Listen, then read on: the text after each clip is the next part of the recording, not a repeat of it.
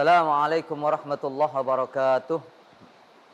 Alhamdulillahi rabbil alamin. Lahun ni'mah wa lahul fadl wa lahus sana'ul hasan. Salawatullahil barrir rahim wal malaikatil muqarrabin ala habibi rabbil alamin Sayyidina Muhammadin wa ala alihi wa sahbihi ajma'in. Amma ba'd. Pemirsa NTV yang dirahmati oleh Allah, syukur alhamdulillah kita bisa bersua kembali pada acara ini, dan mudah-mudahan semua keluarga kita, pemirsa di rumah, senantiasa mendapatkan inayah, rahmat, nikmat dari Allah Subhanahu wa taala, dan mudah-mudahan keluarga kita dipelihara, dijaga oleh Allah Subhanahu wa taala, dan yang tidak kalah pentingnya, mudah-mudahan kita ditetapkan iman dan Islam oleh Allah Subhanahu wa taala. Yang tidak kalah pentingnya, kami juga mengingatkan kepada semua, kepada seluruh pemirsa, kepada kami di studio juga untuk terus memperbaharui niat, memperbaiki niat agar apa yang kita kerjakan pada saat ini memang benar-benar bernilai di sisi Allah Subhanahu wa taala. Pemirsa yang dirahmati oleh Allah, kajian kita kali ini akan kami angkat satu tema, yaitu menanggapi syubhat-syubhat yang beredar di kalangan kaum muslimin. Syubhat adalah satu statement, pernyataan yang dilontarkan dalam rangka untuk mengkaburkan fakta, mengaburkan perkara yang sebenarnya. Sehingga ini bisa menyebabkan masyarakat awam menjadi resah, menjadi bingung. Oleh karena itu syubhat ini harus kita kita urai, kita jelaskan agar masyarakat tenang, memahami agama ini dengan baik, sesuai dengan petunjuk Allah, sesuai dengan petunjuk Rasulullah sallallahu alaihi wasallam. Syubhat yang muncul ini yang menyatakan bahwa ada statement Allah ada di atas arsy. Ada lagi yang menyatakan Allah ada di langit. Yang miris ini memaparkan ayat, memaparkan hadis yang sebenarnya makna ayat atau makna hadis itu tidak yang semestinya. Sehingga masyarakat awam banyak yang terkecoh, banyak yang terbujuk dengan penjelasan-penjelasan tadi. Oleh karena itu di sini kami terpanggil untuk bisa memberikan penjelasan. Kami merasa berkewajiban untuk memberikan uraian-uraian yang sebenarnya. Jadi dengan tanggapan-tanggapan syubhat-syubhat tadi. Di antaranya ayat yang disampaikan dan hadis-hadis Rasulullah Sallallahu Alaihi Wasallam ini ada beberapa. Gitu. Yang pertama adalah ayat terkait dengan istiwa yang menunjukkan secara zahir memberikan kesan bahwa Allah ada di atas arsy. Ar-Rahmanu 'alal arsy istawa. Thaha ayat 5. Ini yang dipakai dasar yang menyatakan bahwa Allah ada di atas arsy. Ada lagi yang menyatakan menggunakan hadis hadis jariyah, hadis seorang budak yang ditanya oleh Rasulullah Sallallahu Alaihi Wasallam tentang keimanan, dan dijawab pertanyaan Rasulullah, Ainallah, di mana Allah? Dijawab, fis sama, Allah ada di langit. Ini hadis juga perlu kita pertajam, kita jelaskan secara detail. Termasuk hadis nuzul yang menyatakan bahwa Allah turun dari langit sepertiga malam. Nah, ini turun yang seperti apa? Nah, ini butuh penjelasan lagi. Ini masuk hadis-hadis mutasyabihat, hadis-hadis mutasyabihat. Terus ada lagi hadis rahmah, Irhamu man fil ardi, yarhamkum man fis sama. Man fis sama ini mereka mengartikan bahwa Allah yang di atas langit. Nah, ini sehingga memunculkan pemahaman bahwa Allah ada di arsy, Allah ada di atas langit dan lain sebagainya. Padahal pemahaman-pemahaman itu menabrak keyakinan-keyakinan mayoritas umat Islam, menabrak keyakinan ulama salaf, keyakinan ulama salaf. Bahkan ulama khalaf pun mereka tabrak. Oleh karena itu, ini perlu kami sampaikan di sini mengenai hadis-hadis tadi, mengenai penjelasan ayat dan penjelasan hadis-hadis tadi. Dan perlu kita ketahui bersama bahwa di kalangan ulama itu ada semacam istilahat, ada istilah-istilah yang dipahami oleh mereka para ulama terkait dengan hadis. Tadi hadis nuzul. Hadis nuzul ini hadis tentang turun, ya. Turunnya Allah bahasanya di situ. Bahwa kalau kita sudah ngomong, oh ini tentang hadis nuzul, yang dimaksud ini ada menjelaskan tentang hadis yang terkait dengan turunnya Allah. Maksudnya bagaimana? Terus ada lagi istilah hadis jariyah, hadis tentang budak hitam, budak perempuan yang bertanya, yang ditanya oleh Rasulullah Sallallahu Alaihi Wasallam, Aina Allah, yang dijawab dengan fis sama. Ada lagi hadis rahmat tadi yang saya katakan tadi, hadis rahmah, irhamu man fil ardi yarhamukum man fis sama. Ini ayat dan hadis yang dikompromikan oleh sebagian kaum muslimin sehingga memunculkan keyakinan bahwa Allah ada di arsy atau ada di atas langit. Oleh karena itu, saya akan coba urai satu persatu mengenai ayat dan hadis Rasulullah Sallallahu Alaihi Wasallam. Pertama, kami akan coba menjelaskan, mengurai terkait dengan makna ayat Ar-Rahmanu 'alal 'arsy istawa. Surat Thaha ayat 5. Allah bersemayam di atas ars. Itu mereka seperti itu. Ya, ini terjemahan yang tidak tepat. Menabrak kaidah-kaidah tauhid. Karena keyakinan ulama ahli sunnah wal jamaah sepakat, baik salaf maupun khalaf, Allahu mawjudun bila makan. Allah ada tanpa tempat. Ya. Ini sepakat ulama salaf maupun khalaf. Itu sebagai frame-nya. Ketika ada yang menyatakan Allah ada di atas langit dengan berdasarkan hadis, Allah ada di atas arsy berdasarkan ayat, ini ternyata pemaknanya yang kurang tepat. Pemaknanya yang kurang tepat. Termasuk yang akan saya bahas ini adalah kaitannya dengan ayat Ar-Rahmanu 'alal 'arsy istawa. Allah di atas arsy beristiwa. Pertama, di dalam memahami ayat ini coba kita urai terkait dengan bahasa dulu.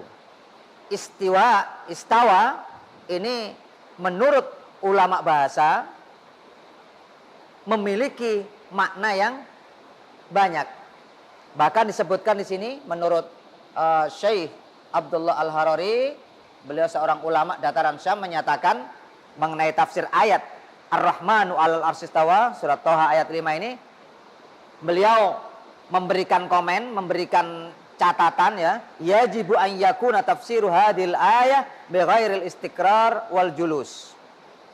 Hendaklah, wajib bagi kalian, bagi kamu, ya, bahwa tafsir ayat di atas Ar-Rahmanu 'alal 'arsy istawa, istawa itu tidak boleh diartikan istiqrar atau julus.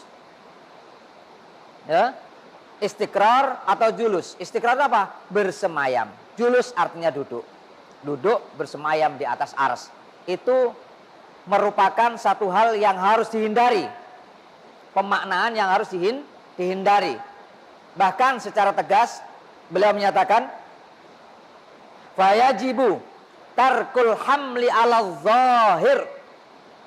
Wajib untuk tidak memaknai istiwa ini, ayat istiwa ini dengan makna zahir.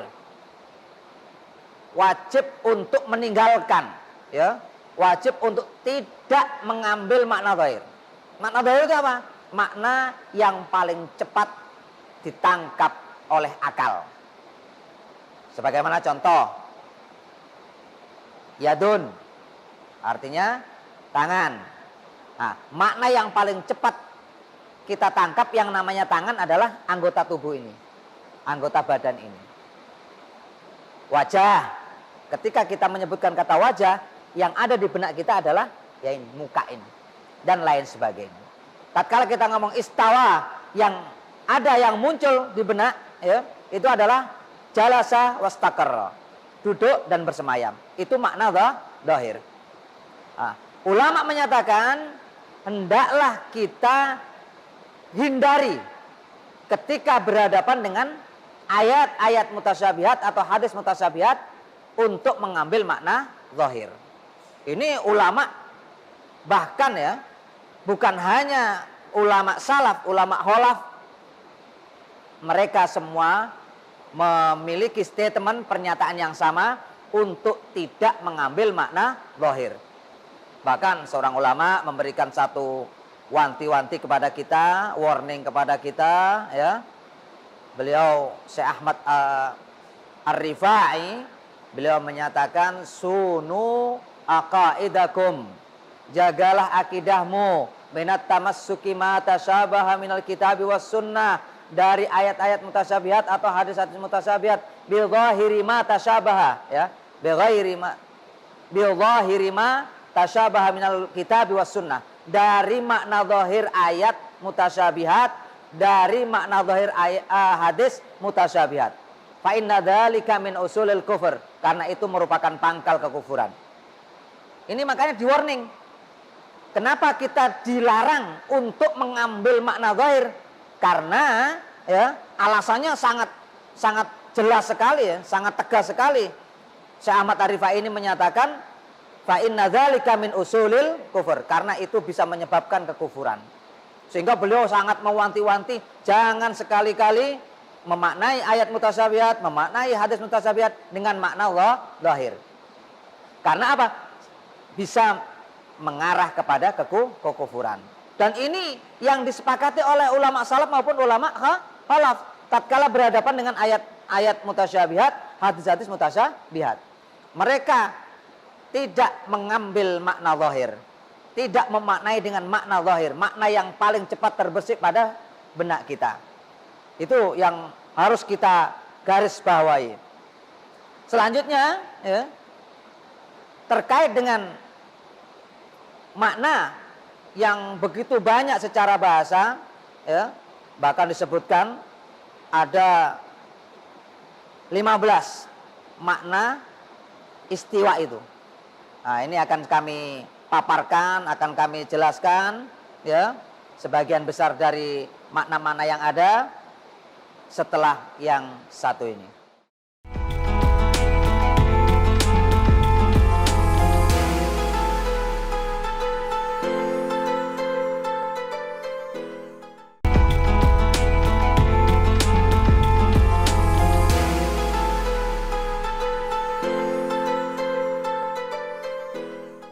Sebelum kami menjelaskan makna istawa secara bahasa, sebaiknya kita pertegas lagi bahwa salaf maupun khalaf ya, tatkala berhadapan dengan ayat mutasyabihat ini, sikap mereka adalah la yajuzu hamlu ayatil istiwa, khususnya istiwa ini alal maknal mutabadir. Yani disebutkan oleh Hasan Al-Banna dalam kitabnya Al-Aqaid Al-Islamiyah.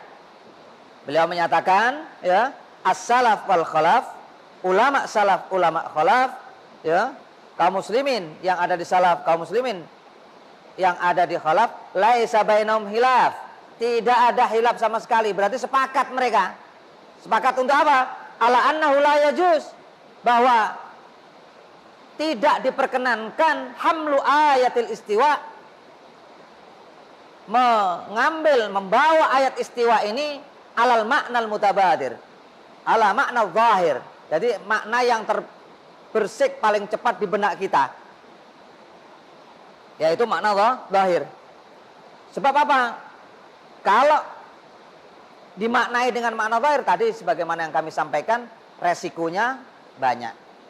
Paling penting, paling fatal adalah mengarah kepada kekufuran.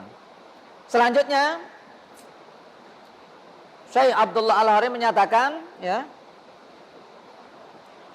qala al-Hafidz Abu Bakar Ibnul Arabi Al-Hafidz Abu Bakar Ibn Al-Arabi menyatakan bahwa ya,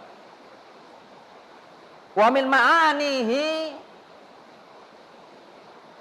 termasuk makna istiwa, ya, di antaranya adalah al-istiqrar. Pertama al-istiqrar, karena ini masuk makna zahir yang nampak duluan, ya, wa tamam, sempurna, wal i'tidal, dan lurus, wal isti'la, menguasai, al-ulu, tinggi, ya, al-istila, menguasai, ya, wa ghairu dzalik, nah, dan lain-lain. Tadi saya katakan kurang lebih jumlahnya ada 15, di antaranya adalah al-istiqrar, at-tamam, julus, wal i'tidal, al-isti'la, istila, wal ulu, wa ghairu dzalik. Selanjutnya Abu Bakar Ibnul Arabi ini menyatakan, summa hadhil ma'ani, makna-makna tadi yang kita sebut tadi, ba'duha ya'taliqu billah, sebahagian itu sesuai dengan kemahabesaran Allah Subhanahu wa ta'ala, wa ba'duha la taliq billah, sebagian tidak sesuai.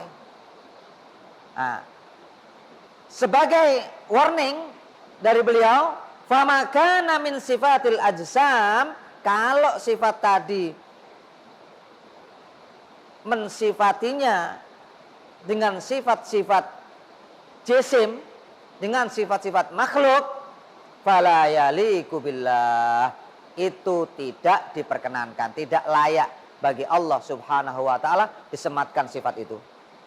Jadi sebagai kata kuncinya di sini, Abu Bakar Ibnul Arabi menyatakan bahwa ada dari sekian makna yang kita sebut tadi, ada yang sesuai dengan kemahabesaran Allah, kesucian Allah, keagungan Allah, dan ada yang tidak sesuai dengan keagungan Allah Subhanahu wa ta'ala. Sebagai kata kunci dari ketidaksesuaian dengan keagungan Allah adalah manakala ada makna yang mengandung makna daripada sifat-sifat makhluk, sifat-sifat jisim. Nah, itu yang diwanti-wanti oleh Abu Bakar Ibnul Arabi. Ini diantara makna-makna yang ada pada istiwa, ya. Jadi dari sekian banyak ini makna harus memang benar-benar mana yang taliqu billah, yang sesuai dengan keagungan Allah Subhanahu wa ta'ala, ya.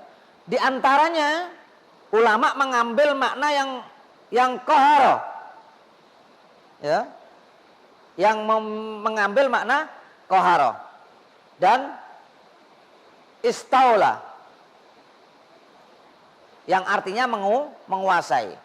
Yang makna qahara ini nanti akan saya jelaskan siapa saja yang memaknai qahara ini, mulai salaf sampai khalaf. Mulai salaf sampai khalaf.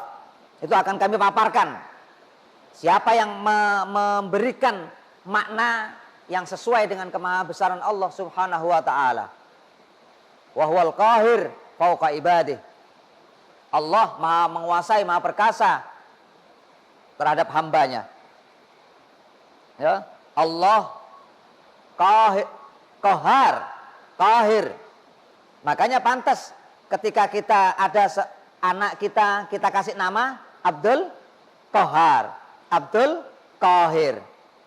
Loh, kalau diartikan julus, ya, berarti nanti bagaimana kalau kita ngambil maknanya Allah, kita ngambil asma Allah tadi, sifat Allah, Abdul Jalis, tidak mungkin. Abdul Qa'id, tidak mungkin. Nah, oleh karena itu makna yang zahir tadi, julus dan istiqrar, ini sama ulama langsung dipinggirkan dulu. Karena ini sangat berbahaya, mengarah kepada faham tasbih, faham yang menyerupakan Allah dengan makhluknya. Sehingga pemahaman terhadap ayat mutasyabihat, ayat yang mengandung kemungkinan makna lebih dari satu, yang secara bahasa sebagai banyak contoh ayat istiwa ini, Ar-Rahmanu 'alal arsy istawa, istawa di sini memiliki makna lebih dari satu, bahkan ulama menyatakan ada kurang lebih 15, sehingga kita harus ekstra hati-hati memaknainya. Harus sesuai dengan keagungan Allah Subhanahu wa taala, harus sesuai dengan kaidah-kaidah tauhid. Jangan sampai makna yang kita tetapkan ini menabrak dengan keyakinan yang sudah diyakini oleh ulama salaf dan ulama khalaf, ulama ahlu sunnah wal jamaah. Perlu kita paparkan bahwa ulama di dalam memaknai ini, kita coba lihat bagaimana keyakinan, ya, bagaimana sikap al-a'immatul arba'ah, ya, imam-imam 4 mazhab, Imam Abu Hanifah, Imam Malik, Imam Syafi'i dan Imam Ahmad ibnu Hanbal, bagaimana keyakinan mereka terkait atau sikap mereka terkait dengan ayat istiwa ini. Ya, ini harus dipaparkan bahwa ini ulama salaf dan harus kita pedomani, bisa kita pedomani dan bahkan harus, karena keyakinan mereka keyakinan yang bersih murni sesuai dengan petunjuk Allah dan petunjuk Rasulullah Sallallahu Alaihi Wasallam. Coba kita lihat, ya, ini dalam kitab Tafsir Ulin Nuha karangan Syekh Salim Alwan Al-Husaini khusus menerangkan tentang Ar-Rahmanu 'alal arsy istawa.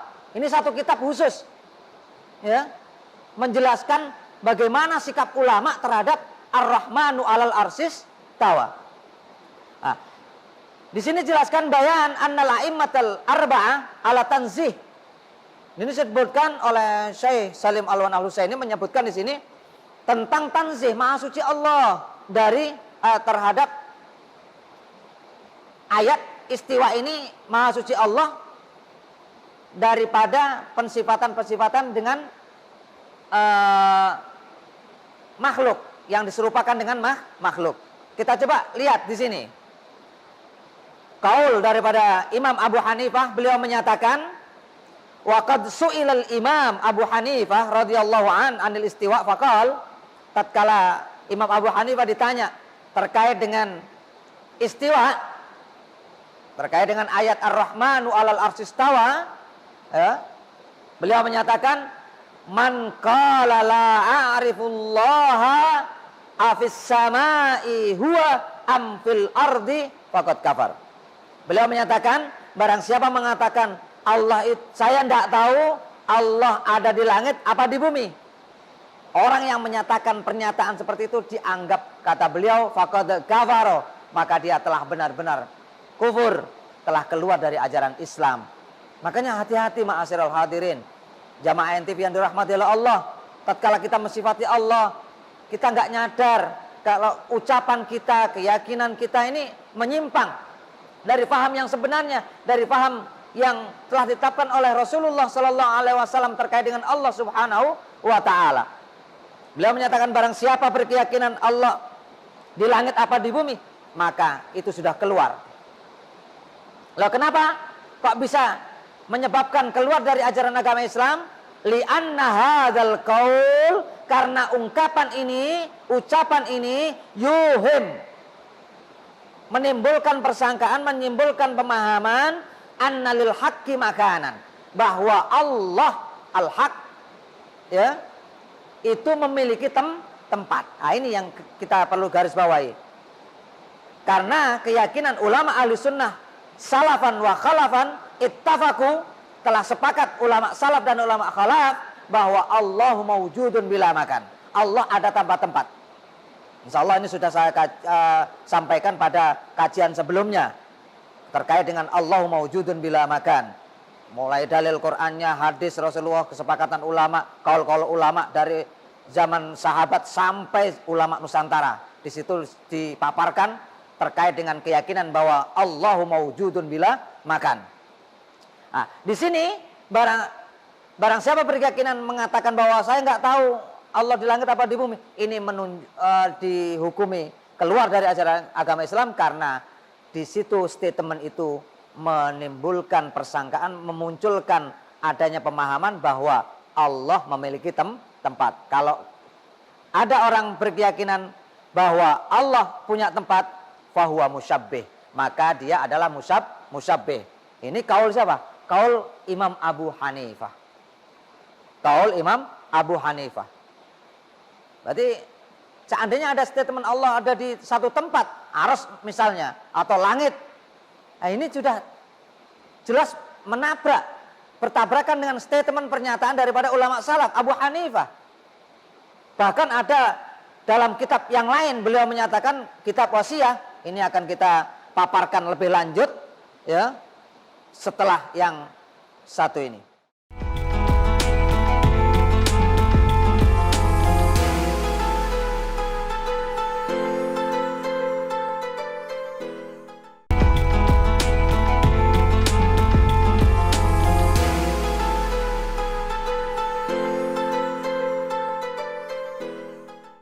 Selanjutnya Imam Abu Hanifah dalam kitab Al-Wasiyah ini menyatakan tegas sekali beliau, nukirru bi annallaha ta'ala 'alal arsy, bi annallaha 'alal arsy istawa. Kami ikrar, kata beliau, mengikrarkan diri bi annallaha 'alal arsy istawa. Sesungguhnya Allah atas arsy beristiwa. Ini yang perlu kita garis bawahi, min ghairi an yakuna lahu hajah, tanpa membutuhkan arsy. Ya. Wastikrar alaihi. Nah ini. Dan tanpa ada bi ghairi hajah, ya. Ghairi min ghairi an yakuna lahu hajatun wastikrarun alaihi. Nah, ini. Jelas statement namanya Abu Hanifah ini dalam kitab Al-Wasiyah, wasiyahnya beliau menyatakan bahwa nukirru bi annallaha 'alal arsy istawa min ghairi an yakuna lahu hajah ilaihi wastikrar alaihi. Kami berikrar, kata beliau, bahwa Allah beristiwa di atas arsy tanpa membutuhkan arsy dan tanpa bersemayam di atasnya. Yang perlu kita garis bawahi yang kedua, istikrar, bersemayam atau bertempat. Ini ulama Abu Hanifah, ya, pendiri mazhab Hanafi, berkeyakinan bahwa Allah tidak bertempat. Istiwa diartikan tanpa istikrar, tanpa adanya tempat. Sehingga tatkala ada yang menafsiri, menterjemah ayat istiwa ini menggunakan kata bersemayam, ini sangat jauh sekali. Ulama siapa yang menyatakan itu? Ulama salaf yang namanya Abu Hanifah menyatakan istikrar, bila istikrar, tanpa adanya istikrar, tanpa makna bersemayam, tidak diperbolehkan di sini. Sehingga hati-hati ma'asyiral hadirin jamaah NTV yang dirahmati oleh Allah tatkala memaknai ayat tersebut. Ini bukti pengambilan makna sesuai dengan pemahaman ulama salaf. Selanjutnya kita coba lihat pemahaman pendiri mazhab yang kedua, mazhab Maliki. Imam Malik radhiyallahu anhu marwahul hafidh, ya, sebagaimana yang diriwayatkan oleh Al-Hafidh Ibnu Al-Baihaqi fi Kitabi Al-Asma' wal Sifat. Dalam kitab Asma' wa Sifat, Imam Al-Hafidh Al-Baihaqi ini ya telah apa istilahnya sabataan Malik, ya. Memang benar-benar ini ungkapan ini benar-benar dari Imam Malik, ya, sabat, nyata dan fakta. Siapa yang menyatakan? Sebagaimana yang diriwayatkan oleh siapa? Al-Hafidh Al-Baihaqi. Bahkan ada komen lagi bi isnadin jayyid, dengan sanad yang bagus. Kama qala, nah ini yang ngomong isnadnya bagus siapa? Al-Hafidh Ibnu Hajar Al-Asqalani. Subhanallah. Ini dua hafidh yang merekomendasi bahwa statement Imam Malik ini memang benar-benar nyata, memang fakta.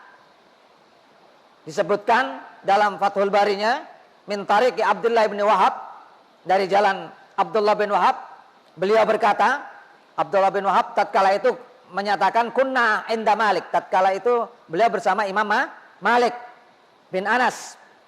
Fadahala rajulun faqal, ada seorang laki-laki yang masuk dan berkata, ya Aba Abdullah, wahai bapaknya Abdullah, ya maksudnya Imam Malik ya. Beliau langsung menyatakan Ar-Rahmanu 'alal arsyistawa, menyampaikan ayat Thaha ayat 5. Allah berfirman bahwa Allah di atas aras, maksudnya atas aras istawa. Kaifa istiwa'uhu? Nah, ini langsung tanya seorang laki-laki ini, bagaimana istiwanya itu? Imam Malik berkata, fa'atraka Malik wa akhadatur rahda. Imam Malik ternyata langsung memerah dan mengeluarkan keringat, ya, mengeluarkan keringat, marah dia. Tsumma rafa'a ra'sahu, kemudian mengangkat kepala beliau. Faqala, nah, kemudian beliau menjawab, Ar-Rahmanu 'alal arsyistawa kama wasafa nafsah. Ayat Ar-Rahmanu 'alal arsyistawa ini beliau nyatakan kama wasafa nafsah. Istiwa itu dimaknai kama wasafa nafsah, sebagaimana yang disifati oleh Allah sendiri. Maksudnya apa? Hanya Allah lah yang tahu makna istiwa yang sebenarnya. Wala yuqalu kaif, jangan kamu katakan kaif. Maksudnya kaif di sini adalah sifatun min sifatil makhluqin. Salah satu sifat daripada sifat-sifat makhluk. Ma'asyiral hadirin jamaah NTV yang dirahmati Allah, kata kaif ini sudah familiar ya, sudah merupakan satu istilah yang sudah dipahami oleh ulama-ulama yang menekuni berkecimpung di dunia ilmu tauhid.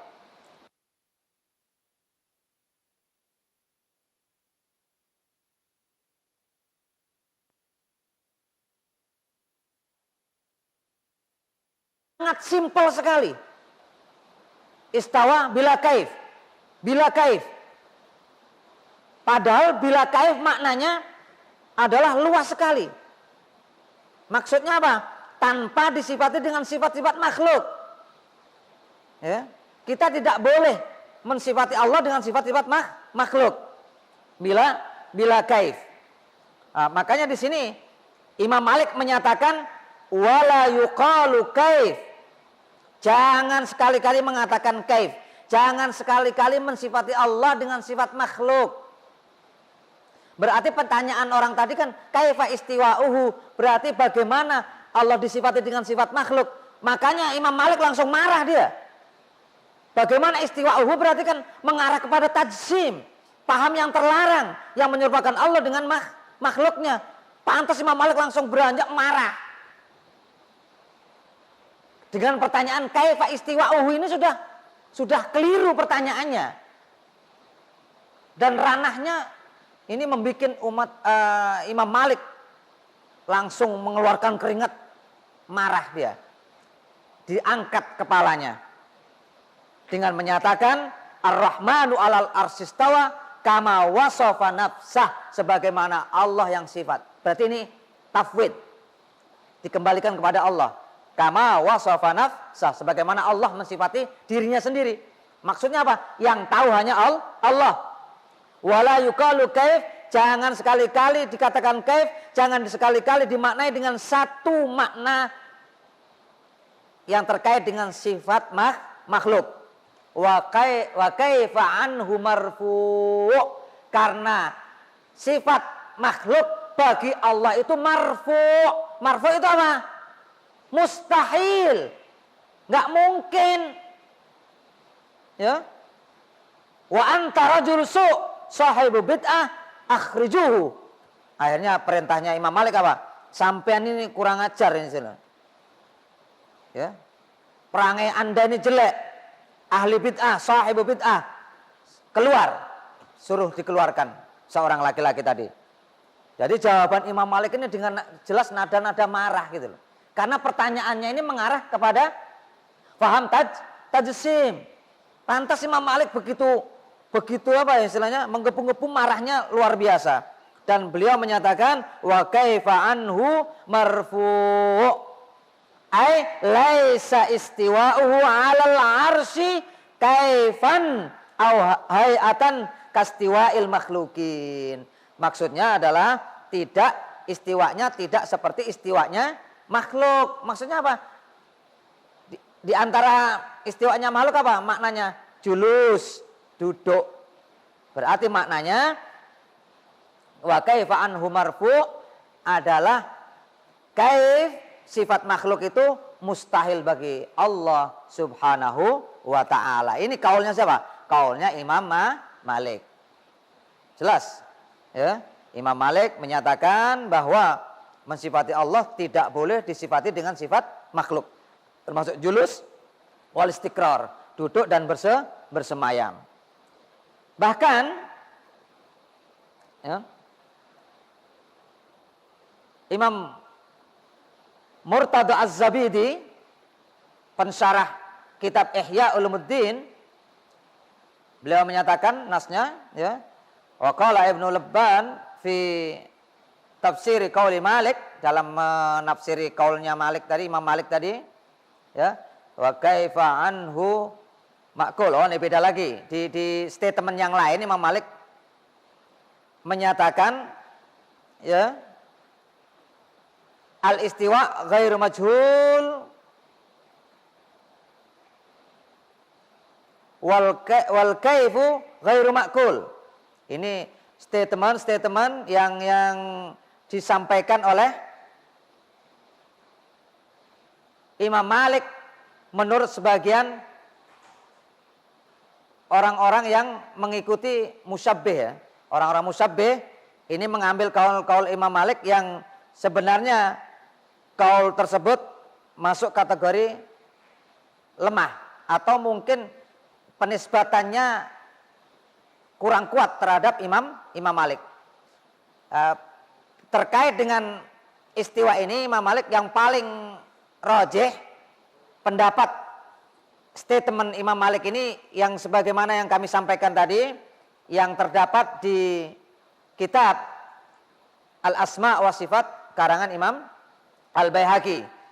Kemudian Al-Hafidz Ibnu Hajar Al-Asqalani dalam Fathul Bari. Ini yang statement yang lebih bisa kita jadikan pedoman karena riwayatnya sabit ya, bahkan sanadnya jayyid jiddan sebagaimana disampaikan oleh Al-Hafidz Ibnu Hajar Al-Asqalani, riwayat yang menyatakan bahwa Ar-Rahmanu 'alal arsy istawa kama wasafa nafsah wala yuqalu kaifa anhu marfu' wa kaifa anhu marfu'. Ini yang bisa kita pedomani dari riwayat Imam Malik.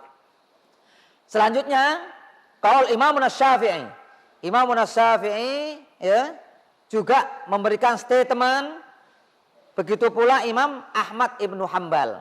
Ini akan kita sampaikan setelah yang lewat ini.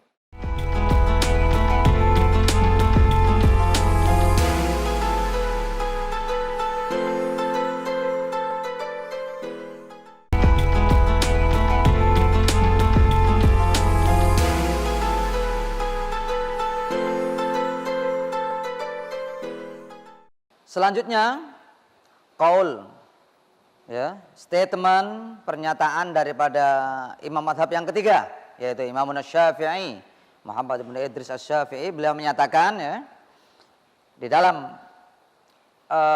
mensikapi ayat-ayat mutasyabihat, beliau menyatakan amantu bima ja'anillah ala muradillah wa bima ja'an Rasulillah ala muradi Rasulillah. Ini statement Imam Asy-Syafi'i.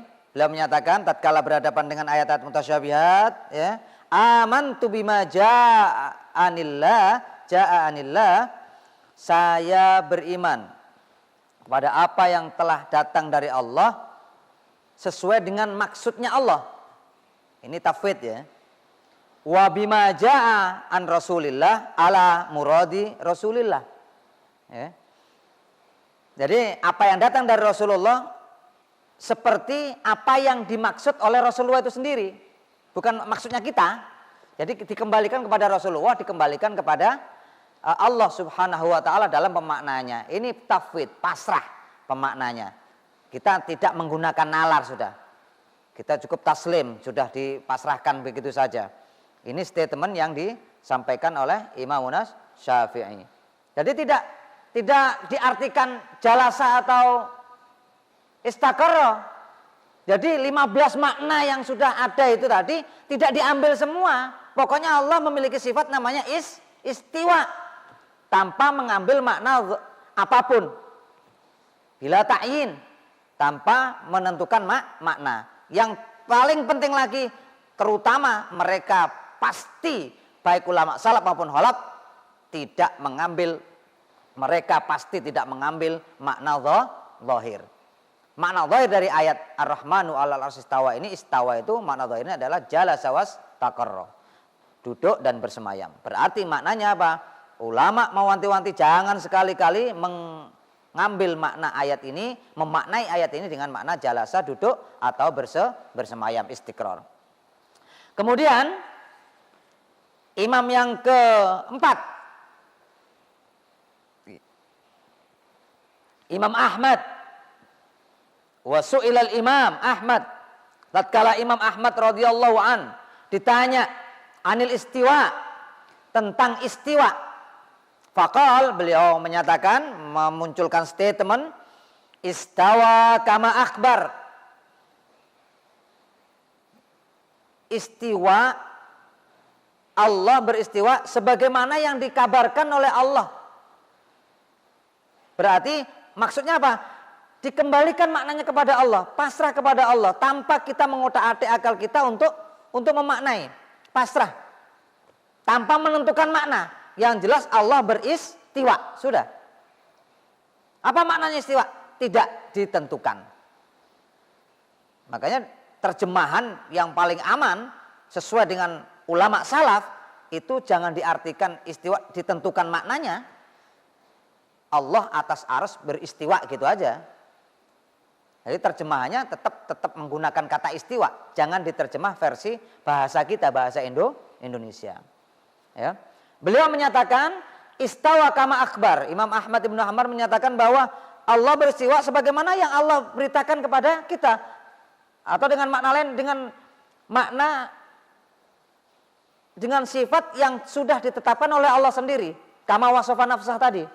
Sebagaimana Allah mensifati dirinya sendiri. La kama yahturu lil basar. Ini yang perlu kita garis bawahi di sini. Tidak seperti yang terbersik di benak manusia. Yahtur. Yang tidak boleh la kama yahturu lil basar. Tidak seperti yang terbersik dalam benak kita manusia. Maksudnya apa? Yang ada di benak kita ini adalah permisalan-permisalan, perumpamaan-perumpamaan, tamsil, misal, atau sesuatu yang menyerupai serupa semua. Tidak boleh. Atau dengan kata lain, makna yang muncul di benak kita itu adalah makna daripada sifat makhluk. Makanya beliau langsung garis bawah, tidak seperti yang ada di benak kita. Karena yang ada di benak kita itu makhluk. Sifat-sifat makhluk. Makanya tidak boleh. Simpel sekali. Istawa kama akbar. Berarti ini tafwid. Ya, tafwid itu pasrah, dipasrahkan. Ini metode salaf ya seperti ini. Tanpa menentukan makna. Dipasrahkan kepada Allah.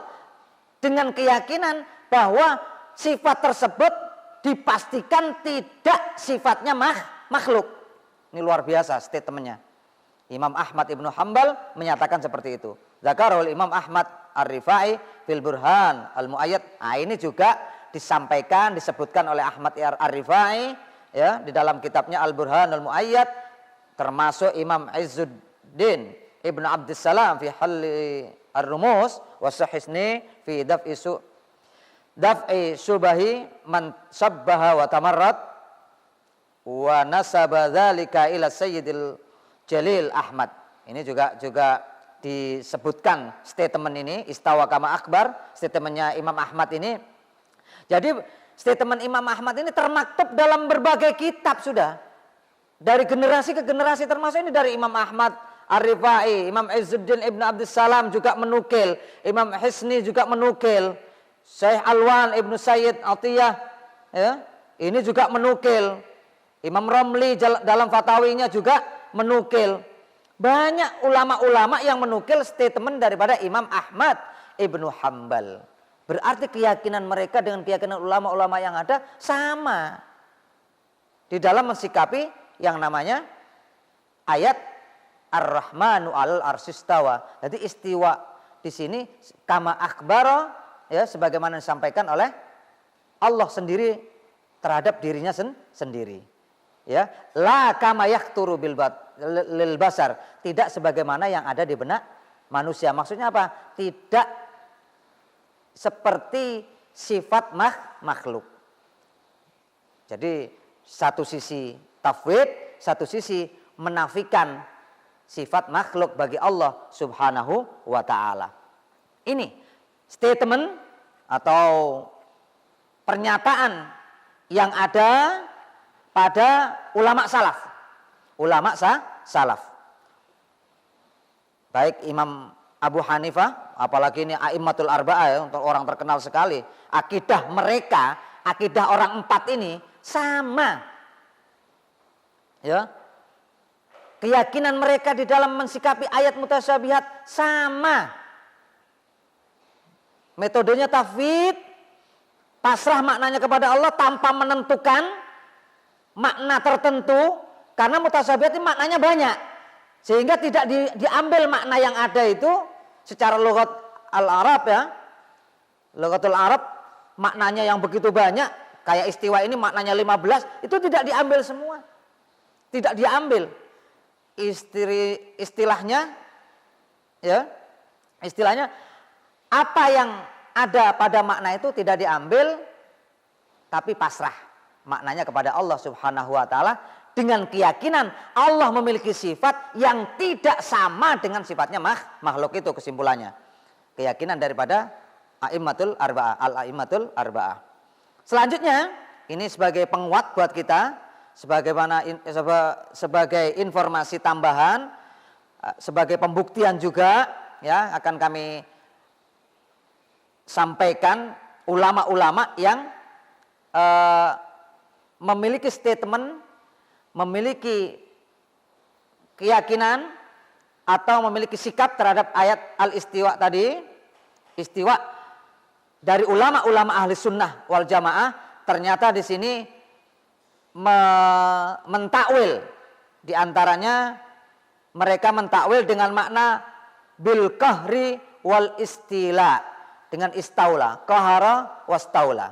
Jadi menguasai dan menundukkan. Jadi Allah atas arsy, Allah menundukkan arsy, gitu maknanya gitu. Allah menguasai arsy. Itu makna yang sebenarnya yang sesuai dengan ulama ahli sunnah wal jamaah. Siapa saja yang memaknai seperti itu? Kita sebut di sini yang pertama, perlu kita ketahui ini yang ada di kitab ini, ya. Tafsir Ulun Nuha liqauli ta'ala Ar-Rahmanu 'alal arsyistawa. Jadi khusus Ar-Rahmanu 'alal arsyistawa ini beliau Syekh Salim Alwan Al-Husaini menyebutkan di sini, memaparkan, menulis. Ini cuma perwakilan saja, ya. Bukan hanya ini, akan tetapi ini cuma sekedar sampel saja, contoh saja dari beliau. Beliau saja sudah bisa mengumpulkan di sini ada 124 ulama. Sampai ulama kita sekarang, ya, ulama kita sekarang termasuk di sini beliau sebutkan, ya, ulama Nusantara. Ternyata ulama Nusantara juga disebut di sini. Di antaranya adalah Syekh Muhammad bin Mahfud At-Turmusi Al-Indonesi, ulama dari Termas, Pacitan. Ini juga disebutkan, ya, ulama dari Termas, Jawa Timur. Begitu pula ini ada lagi, ya, ulama Jawa Muhammad Nawawi As-Safi Al-Jawi Al-Bantani.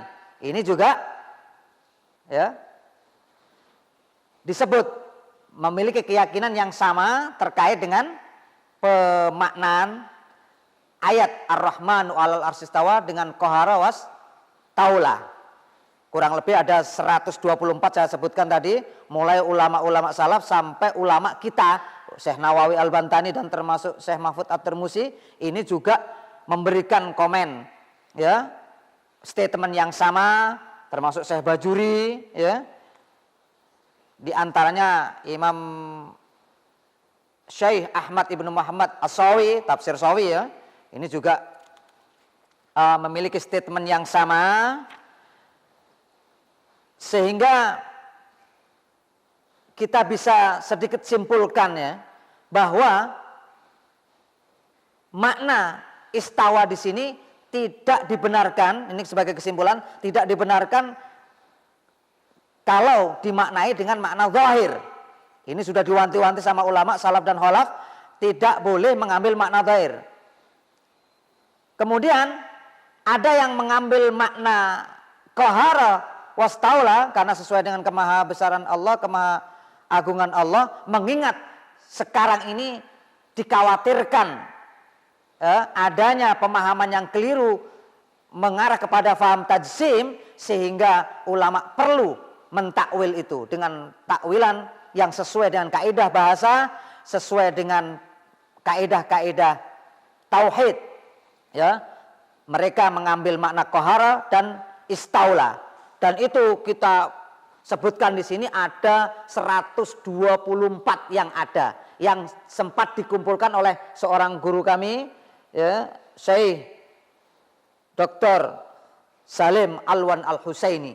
Beliau sempat mengumpulkan nukilan-nukilan terkait dengan pemahaman bahwa yang namanya ayat istaula al-istiwa ini diartikan dengan qahara dan istaula, sehingga lengkaplah, ya, penjelasan terkait dengan Ar-Rahmanu 'alal arsy istawa ini.